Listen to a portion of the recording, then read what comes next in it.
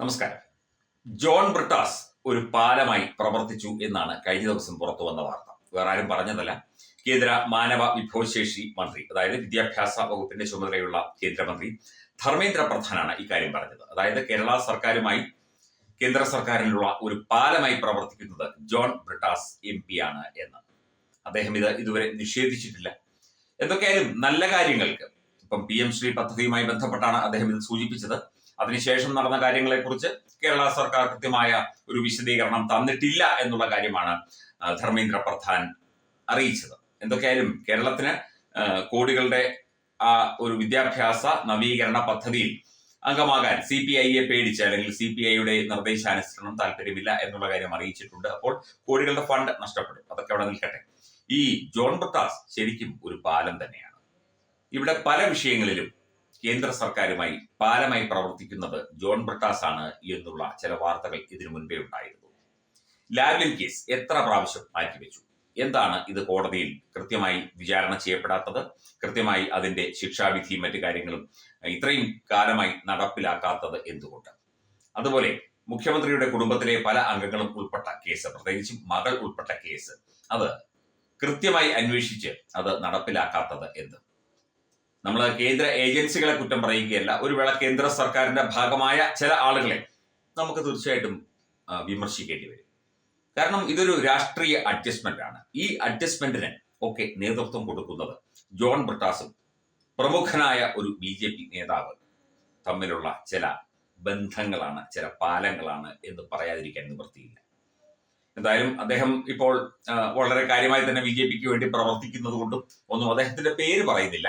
കാരണം നമുക്ക് കേന്ദ്ര സർക്കാരിന്റെ നയങ്ങൾ അല്ലെങ്കിൽ കേന്ദ്ര സർക്കാരിന്റെ രീതികൾ, ഭരണ സംവിധാനങ്ങൾ, ഭരണ മികവുകൾ, പുതിയ പദ്ധതികൾ, അതേക്കുറിച്ചൊക്കെ നല്ല അഭിപ്രായമാണ്. അപ്പം വെറുതെ ആ ഒരു വ്യക്തിയെ നമ്മൾ പേര് പറഞ്ഞ് എടുത്തു പറയുന്നില്ല. പക്ഷേ ഈ വ്യക്തി ജോൺ ബ്രിട്ടാസും തമ്മിൽ പല അഡ്ജസ്റ്റ്മെന്റുകളുമുണ്ട്. കേരളത്തിലെ പല സംഭവങ്ങളും ഊരിക്കൊടുക്കുന്നത് അല്ലെങ്കിൽ അഡ്ജസ്റ്റ് ചെയ്തു കൊടുക്കുന്നത് ഈ ജോൺ ബ്രിട്ടാസും ഈ വ്യക്തിയും തമ്മിലുള്ള ഒരു പാലമാണ്. അപ്പോൾ ജോൺ ബ്രിട്ടാസ് ഒരു പാലമാണ് എന്ന് പറഞ്ഞത് വെറുതെയല്ല. അദ്ദേഹം ഇതിനു മുമ്പേ തന്നെ പാലമാണ്. ഇദ്ദേഹം രാജ്യസഭ MP ആയി ശേഷം ആ പാലത്തിന് കൂടുതൽ ശക്തി കൈവന്നു.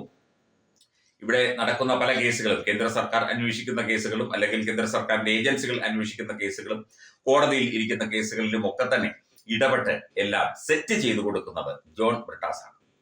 മറ്റേ ആൾ BJP നേതാവ് ഇതിന് പ്രമുഖനായ ഒരു സ്ഥാനം വഹിക്കുന്നുണ്ടായിരുന്നു. ഇപ്പോൾ അദ്ദേഹത്തിന് വലിയ ക്ലച്ച് കേന്ദ്ര സർക്കാരിലോ അല്ലെങ്കിൽ കേന്ദ്ര ഏജൻസികളിലോ ഇല്ല എന്നാണ് മനസ്സിലാക്കുന്നത്.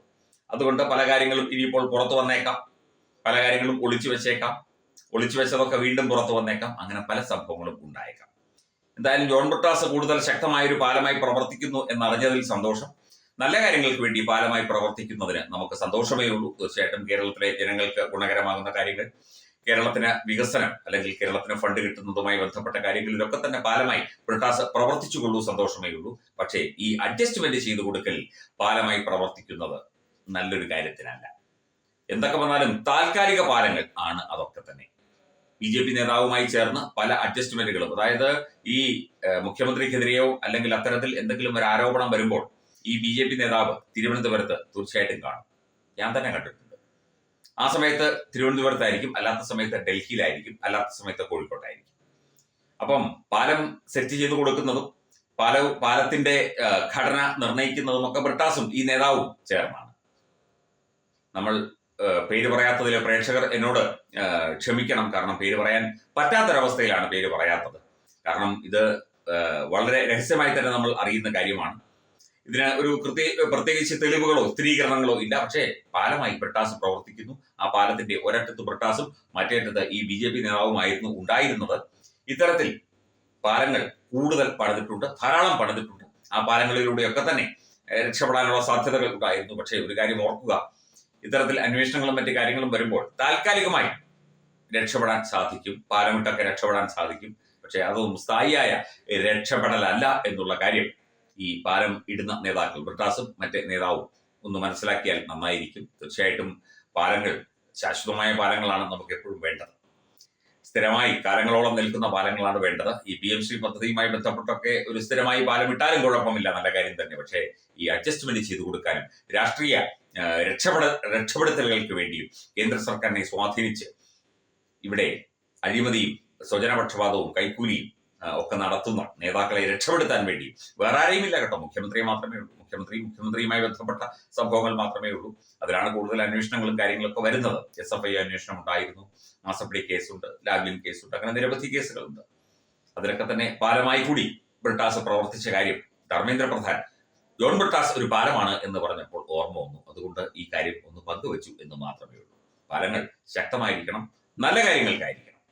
അല്ലാതെ പാലമിട്ട് അങ്ങോട്ടും ഇങ്ങോട്ടും അഡ്ജസ്റ്റ് ചെയ്ത് രക്ഷപ്പെടുത്താനും സെറ്റ് ചെയ്ത് കൊടുക്കാനും ഒക്കെ പാലമിടുന്ന